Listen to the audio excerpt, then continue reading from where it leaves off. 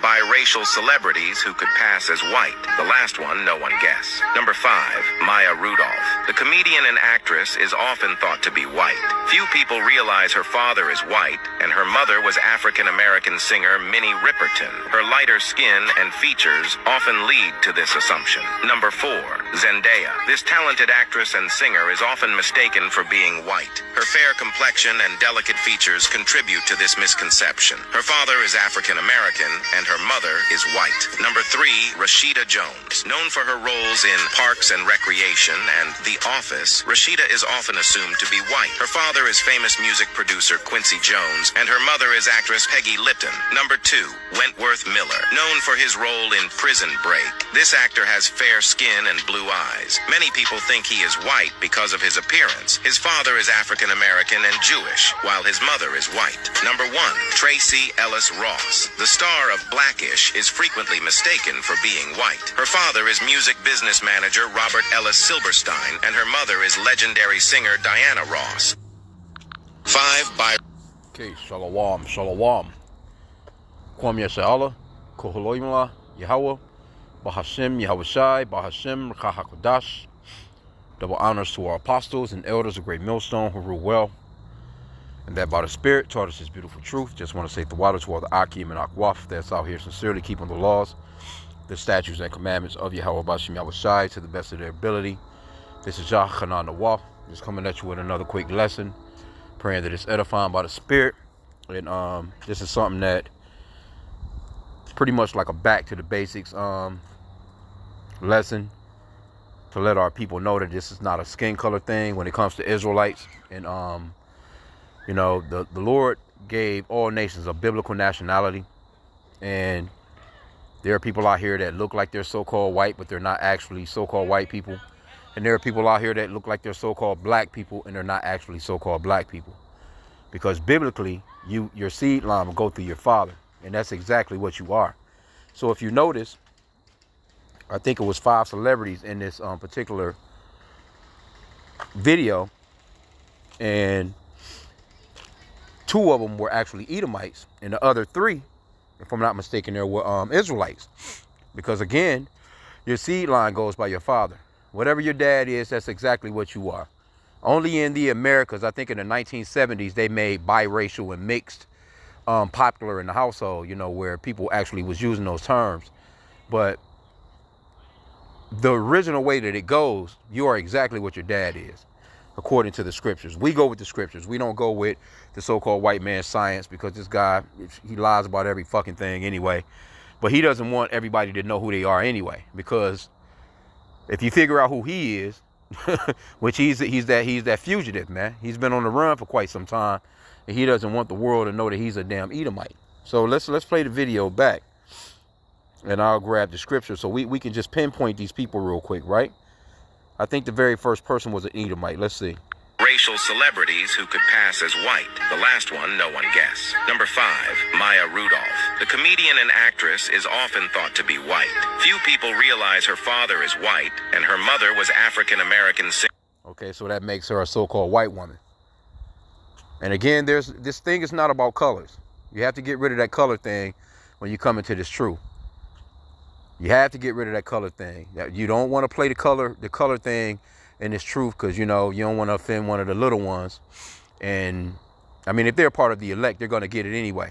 But you don't want to be one of those people that's guilty of adding to or taking away from the Holy Scriptures, because you have Hebrew Israelites out here that's pretty much like, if you're not dark skinned, then you're not an Hebrew Israelite. Our people look like all nations because we've been scattered throughout the 4 corners of the earth, and that's very, very important to know.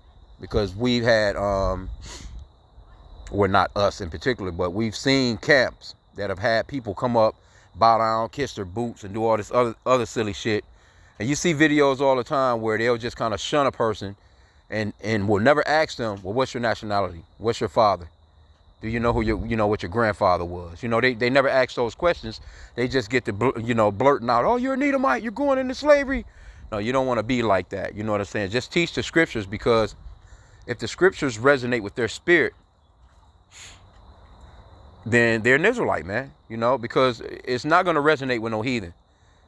The Holy Spirit is not going to resonate with no heathen, man. It just is what it is. So this is Minnie Rippleton. She's a so-called black woman. This is the mother, but her dad is a so-called white man. So the very first one right there, she would be a so-called white woman. Again, it's not about a skin color thing. Esau, Edom, the so-called white man, and we say so-called white because he's not actually white. He's actually pinkish to reddish in color. But he came up with social constructs. He came up with the social constructs of black and white. And call them nationalities or ethnicities, and colors are not nationalities or ethnicities. So that's something that you have to, get the basics down and learn when you come into this truth. Don't just look at a person, because I'm telling you, we're gonna look like everybody. We look like all nations. It don't take but a generation or two to for color to be lost or bone structure or so to be lost. And because we look like everybody. It just is what it is, man. We've been scattered throughout the four corners of the earth. So let's move to the next one. Minnie Riperton. Her lighter skin and features often lead to this assumption. Number 4, Zendaya. This talented actress and singer is often mistaken for being white. Her fair complexion and delicate features contribute to this misconception. Her father is African American and her mother is white. Okay, so she would be an Israelite. That would be a so-called black woman. You know what I'm saying? And there's no such thing as African American. So let me just put that disclaimer out there as well, because Africa was named after a so-called white man, and America was named after a so-called white man. And by you calling yourself African American, what you're saying is you descend from two white men, which is weird as hell. No one can descend from two so-called white men, first off. But that's not our nationality. Those are continents. Africa is a continent and America is a continent. You can't be two continents, man. The Lord didn't. You're not gonna see Africa or American in the Bible. Nowhere. So let's move on. Now this next one right here, she would be a so-called black woman too, but let's get it. 3, Rashida Jones. Known for her roles in Parks and Recreation and The Office, Rashida is often assumed to be white. Her father is famous music producer Quincy Jones, and her mother is actress Peggy Lipton. Number 2, Wentworth. Okay, so Quincy Jones' daughter, because he's a so-called black man, this will be a so-called black woman. She's an Israelite, right? And this gentleman right here, he's an Israelite too. So you can't. I got a nephew that kind of look like this guy. You know what I'm saying? His mother is so-called white woman. Of course, my brother is an Israelite. So you can't go by the skin color thing, because if this guy say if he marries a so-called white woman, he has a child, he has a son. The son is gonna come out, pretty much overall looking like a so-called white kid. Then if that kid grows up and he marries a so-called white woman, and they have a son, then it's pretty much that color. You can kind of tell a little bit, and you could tell Jake just by the spirit. You could tell our people. It's a spiritual thing. You could just tell, Sometimes, if you get past the look of a person and you just see, no, he got too much swag, or he got too much salt, you know what I'm saying, to be, of another nation, you know what I'm saying, because the Lord gave us a different spirit. But this brother right here is an Israelite too, but let's play it. Salat. Miller, known for his role in Prison Break. This actor has fair skin and blue eyes. Many people think he is white because of his appearance. His father is African American and Jewish. While I don't know how they got that African American and Jewish. He's not an African American, neither is he Jewish. Now, if he's a so-called Negro, he would be a Judite. He would be from the tribe of Judah or Yahweh. So he would, because we're the original people, man.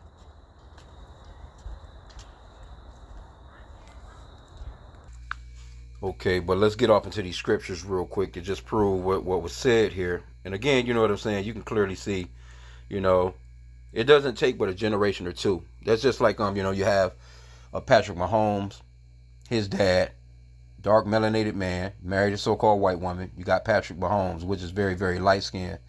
And then he married a so-called white woman. And now their children, they look like so-called white kids, but they're actually Israelites. Seed line goes to your father. Let's get it. So let's go directly into Numbers. This is how we go by the scriptures, man. We don't go by what Esau, Edom says, man. Because the scriptures are plain. And this man, he claims that he's a religious, he's this righteous man. Until the scriptures really comes out, man. Numbers chapter 1. Let's just start from the top, verse 1. And Yahweh spake unto Moses in the wilderness of Sinai, in the tabernacle of the congregation, on the first day of the second month, in the second year after they were come out of the land of Egypt, saying, Take ye the sum of all the congregations of the children of Israel, after their families, by the house of their fathers. See? With the number of their names, every male by their poll. This is how family lineage goes. This is where, ethnicity comes from. They call it a family tree. It goes through your dad. It's common sense, really. I mean, even here in the Americas, though they don't keep, the law, statutes, and commandments like that, or they say biracial and mixed. Even here, if you get married, generally the woman would take on the man's name. Why is that? The man doesn't take on the woman's name, unless you do got somebody every now and then, a small percentage of a damn simp that would. But we're talking about just in general. The woman normally takes on the man's name. The children, when they're born, they take on the father's name. The sons normally keep their father's name, but when the daughters get married, guess what? They take on that man's name. See? Even here in the Americas, I mean, they do that here. But they'll give you this song and dance about people being biracial and multiracial. But if you go to any other country, that's nonsense. They don't believe that in the Eastern countries or whatever. So this is something that Esau Edom, the so-called white man, has pushed out here, and it's really just it's crafty counsel to cover up his bullshit. But as you can see, it goes on, right? It talks about the leaders here. You got the tribes. You got Reuben, Simeon, Judah, Issachar. It's got all the sons, right? Because it goes through the fathers. So now let's get to verse 18.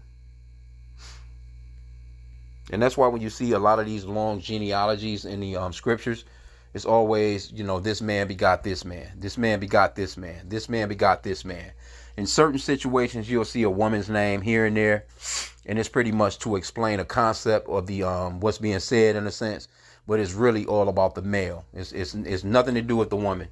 The woman, she plays her part by being somewhat of ground or like soil, that nurtures the seed that comes from that father, because you have to realize the dad, he's the one that's carrying the seed within his, his ball sack, for lack of better terms. Those are kids already. They are what he is. They don't change once the seed hits the woman. They don't change. They may take, the child may take on a lot of the woman's looks. They could take on absolutely all of her looks and not even look like the male at all.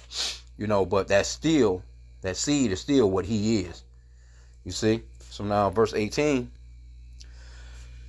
it says, and they assembled all the congregation together on the first day of the second month, and they declared their pedigrees. Now, what's a pedigree? Your pedigree goes off into your family ancestry, your clan, your tribe. See? Pedigree. And they declared their pedigrees after their families by the house of their fathers, according to the number of the names, from 20 years old and upward by their polls. So your family lineage or your pedigree, it comes from your dad. It's real simple, man. But in the Americas, again, this is why this place is called Babylon, because it's confusing as hell. Something as simple as that, they'll take and make it confusing as hell, man. It just don't make no sense. But let's get this word pedigree real quick. I don't want to keep it long. Just want to do something quick on it, because this is a back to the basics. When I've seen that little scroll of little video, I'm like, that's perfect, because that's a nice way of showing how people look, but they're not actually who you think they are. Now, all those people looked alike, but you had Edomites amongst. That's why you go into the parable of the wheat and tares. As far as what Yahushua spoke of in the New Testament, wheat and tares look just alike. These people can blend right in with us. I don't think I got the last one. Let's get the last video, because the last part of it, because that was Tracy Ellis Ross. Tracy Ellis Ross is a so-called white woman. Let me get that. While his mother is white. Number 1, Tracy Ellis Ross. The star of Blackish is frequently mistaken for being white. Her father is music business manager Robert Ellis Silverstein, and her mother is legendary singer Diana Ross. So really, I think she's a small hat, but in reality, she's a so-called white woman.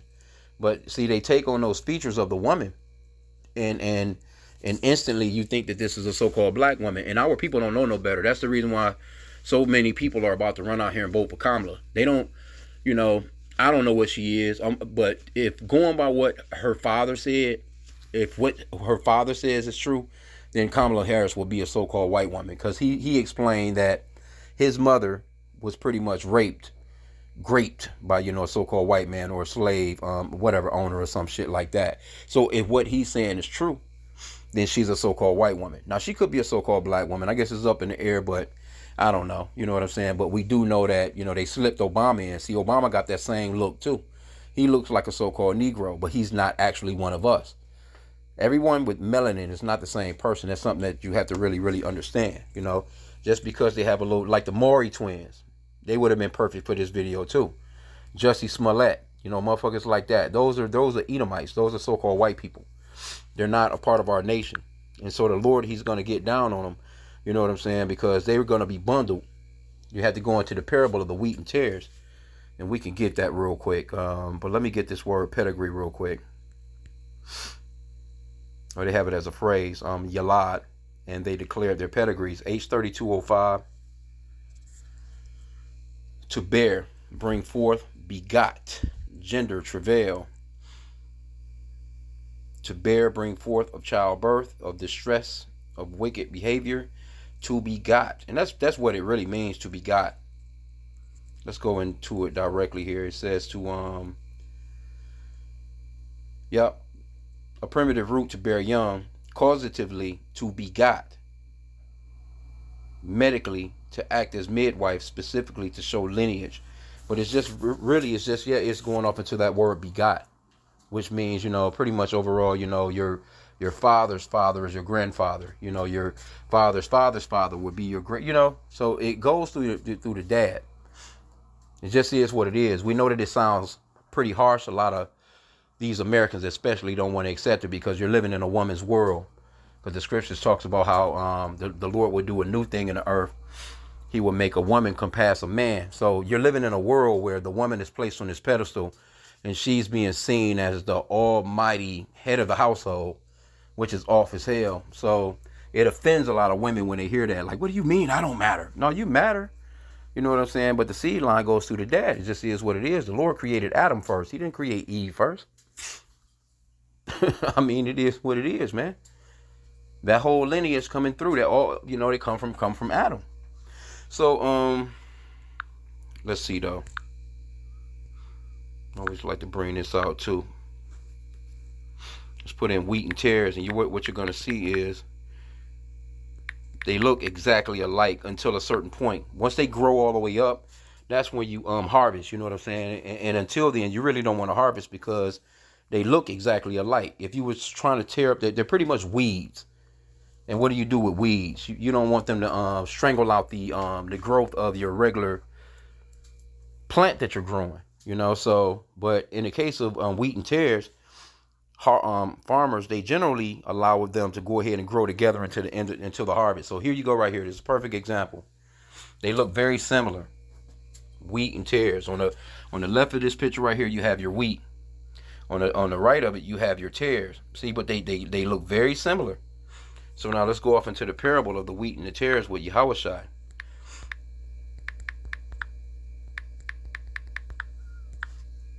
Matthew. Let's get it right here. Matthew 13. Let's start at verse 24. Matthew 13 and 24. Another parable put he forth unto them, saying, the kingdom of heaven is like unto a man which sowed good seed in his field. Seed, pretty much is going off into a mill. He has the seed within his ball sack, man. Right? But while men slept. Now, this is a parable, mind you. Those that have ears to hear, let them hear. Because the Lord spoke a lot of parables. So you had to, if the Spirit wasn't dealing with you, you wasn't going to get it. That's the reason why at the time, the disciples, they had to ask the Lord, what did this parable mean? And the Lord broke it down to him, because it was meant for it to be broken down to him. Because there's also a situation where the disciples asked the Lord, well, why do you speak to the people in parables instead of speaking to them straightforward? And the Lord told them, hey, look, these because this word is for you and it's not for them. So these scriptures are not for everybody. They're not even for all the Israelites. This is only for the elect of Israel. So these other nations, these heathen nations that's teaching the Bible, got churches on every goddamn corner, they're not going to get it. They're just out here teaching vainly, man. They might as well shut those places down. But they're actually set up by the spirit and power of Yahweh Bashim Yahushua to be a stumbling block to people. Because this truth is only for the elect. Only the elect are going to hear the parable and actually understand it, man. Right? Okay, so it says, but while men slept, the enemy came and sowed tares among the wheat and went his way. We just seen the pictures of the wheat and tares. They look just alike. Just slightly a difference. But if you didn't know no better, you'd be like, oh, that's the same thing. But when the blade was sprung up and brought forth fruit, then appeared the tares also. So the servants of the householder came and said unto him, Sir, didst not thou sow good seed in thy field? From whence then hath it tares? He said unto them, An enemy hath done this. And the enemy is the so-called white man. Overall, you know what I'm saying? He's the one, when he enslaved us and he was going out into the cabin at night and dealing with our foremothers, you know what I'm saying, and impregnating them. And a lot of those kids was turning out dark, but they were actually his seed. And then they blended and moved throughout the world. And those people are still here today, just in a mass number. They're in mass numbers now, because say the so-called white man, he slept with the so-called black woman. Then little dark chocolate little kid would come out, little son. That son, he was still, he was considered to be a slave. So he would grow up with the rest of the slaves, and he would, eventually get with a so-called black woman. And then those children would just be chocolate from that point on. But guess what? He's the seed of a so-called white man. So those children would be the seeds of a so-called white man. But they're coming out looking dark. So you had to be careful with the way that you speak with people when you're out on the highways and byways and doing these lessons. Hey, if their spirit resonate with the spirit of the scriptures, man, just, they're an Israelite. It just is what it is. You can't go by how they look. Don't do that. It's very, very serious. That's very serious work right there, man. You don't want to get yourself in no trouble. Matthew 13:27. So the servants of the household came and said unto him, Sir, didst not thou sow good seed in thy field? From whence then hath it tares? He said unto them, An enemy hath done this. The servant said unto him, Wilt thou then that we go and gather them up? But he said, Nay, lest while ye gather up the tares, ye root up also the wheat with them. See? Let them both grow together until the harvest. And in the end time of the harvest, I will say to the reapers, Gather ye together first the tares, and bind them in bundles to burn them, but gather the wheat into my barn. So see, the tares, they're not important. They're going to be burnt, which will be those ones that appear to be Israelites, but they're actually not. So now let's get he's going to explain this parable. Let me see. Where does it start? Let me see. Shalakia.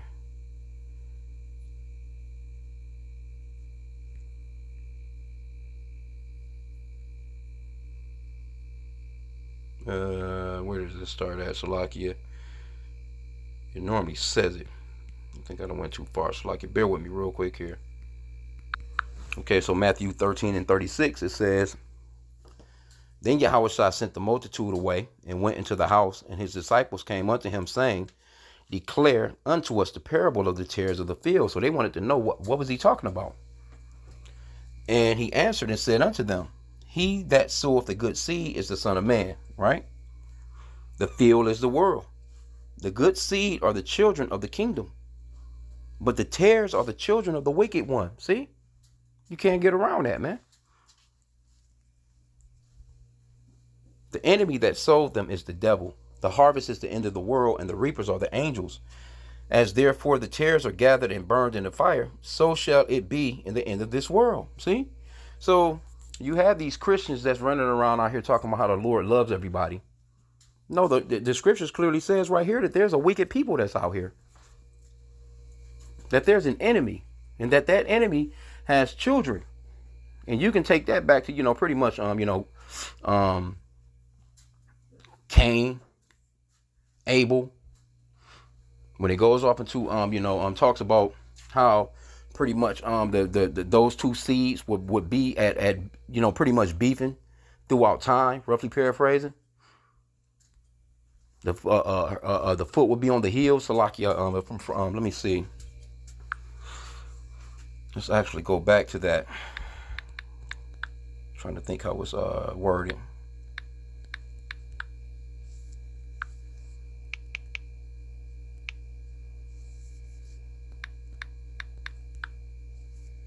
I'm spelling that all wrong. Salakia, bear with me. You see right here, Genesis 3:15. And I will put enmity between thee and the woman, and between thy seed and her seed. So the snake got seed. See, this is how. See where you have to understand the scriptures. This wasn't talking about an actual snake that crawls on the ground. But you have these Christians. They really believe that. They really believe that there was a talking snake. You know, like, why don't snakes talk now then? You know, why can't you go and you know, people, you know, have pet snakes and shit where the snakes are talking? No, man. It says, and I will put enmity between thee and the woman, and between thy seed and her seed, and it shall bruise thy heel, and thou shalt bruise his heel. So this is a seed line. You have a seed line of the wicked, and you have a seed line of the righteous, and they are intermingling and fighting to this very day. And pretty much overall that goes into Jacob and Esau. Esau is the progenitor of the so-called white race, and Jacob is the progenitor of the so-called blacks, Hispanics, and Native American race, so to speak. And it's always been that battle. Matter of fact, what does it say in Genesis?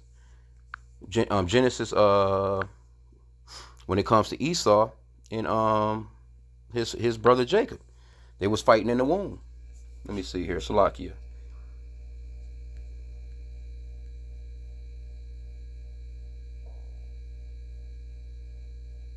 Let me start at verse 22. Genesis. See, this is you know, reincarnation or regeneration. There's a such thing as that in the scriptures. Okay, so it says Genesis 25:22, and the children struggled together within her, and she said, if it be thus, why? If it be so, why am I thus? And she went to inquire of the Lord Yahweh, and the Lord Yahweh said unto her, 2 nations are in thy womb, and 2 manner of people shall be separated from thy bowels. And the one people shall be stronger than the other people, and the elder shall serve the younger. This is the same thing that's being spoken of from the serpent and Eve. Pretty much, man, these 2 sons. And when her days to be delivered were fulfilled, behold, there were twins in her womb. The first came out red all over like an hairy garment, and they called his name Esau. And after that came his brother out, and his hand took hold on Esau's heel. See that? And his name was called Jacob.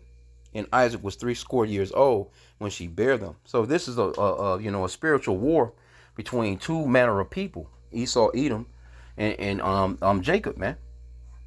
And that goes back to Cain. Cain is the reincarnation. Esau is the reincarnation of Cain, killing his brother Abel. Then Seth was born. You see? So that's another lesson, though. But I wanted to just point this out because, see, little stuff like this right here, these types of little videos, these little shorts, you know, they come in handy for stuff like this. When I seen it, I'm like, yep, that'll be perfect for, you know, a video as far as, you know, going off into ethnicity, man. You can't just think that because somebody's telling you you're biracial or multiracial, I'm 3 different, all this, I'm 10% this and I'm 2% that. You know, that 21andMe bullshit. Nah, man, you are exactly what your dad is. It don't make no difference what you look like. It's just really very simple. You can't plant watermelon seeds and expect to get cucumbers. It don't work that way. Whatever that seed is, that's exactly what's going to grow out of the ground. And again, the woman, she is seen to be like ground or like soil or like something to give the seed the nutrients that it needs to come forth. That seed is within that mother for 9 months or so. And when that seed comes forth, it's exactly what the dad is. So I wanted to just touch on that real quick. I pray that this lesson was edifying, with that, Kwam Yashala. And, it was kind of Salakia. 5 by... Because when, it's kind of like, when you first come into this truth and you find these things out, it's amazing, man. But that's why, the truth shall set you free. And you get to, talking to people about certain stuff like this. If the spirit is not dealing with them, they're just not going to get it. And you're not going to be able to make them get it. It's just not meant for them to get. Because they look at everybody that looks like them as the same people as them. But they don't understand that there's a spirit involved. They may look like you, but they don't have the same spirit as you. That's the reason why you'll see some of these so-called, they'll look like a so-called black person, and you're just like, man, something kind of off about this guy. He'll look like you, but he'll have the spirit of a so-called white man. And they don't get in trouble like how we get in trouble too. They'll be doing the most wickedest shit ever. You can have a so-called, he'll look like a so-called black man, but his father is a so-called white man. He can go to court. The judge is not going to throw the book at him like he would throw the book at a real so-called black person, because it's that spirit. They're not in trouble as other men, according to Psalms chapter 73. It's that spirit. That spirit is going to resonate with the spirit of that man, and that judge is going to give him a light little tap on the wrist and tell him to go on about his way. And a lot of people be surprised, like, damn, I'm surprised they ain't give that boy the book. Why? Because it's the spirit. It's an Edomite spirit that's judging another Edomite spirit. And since this is their kingdom, you know, they're going to get off with a lighter sentence. It just is what it is, man. It's all spiritual. Once you see that it's all spiritual, man, it gets easier. So with that, I pray that this lesson was edifying. Kwame Yashala and a Bible ball.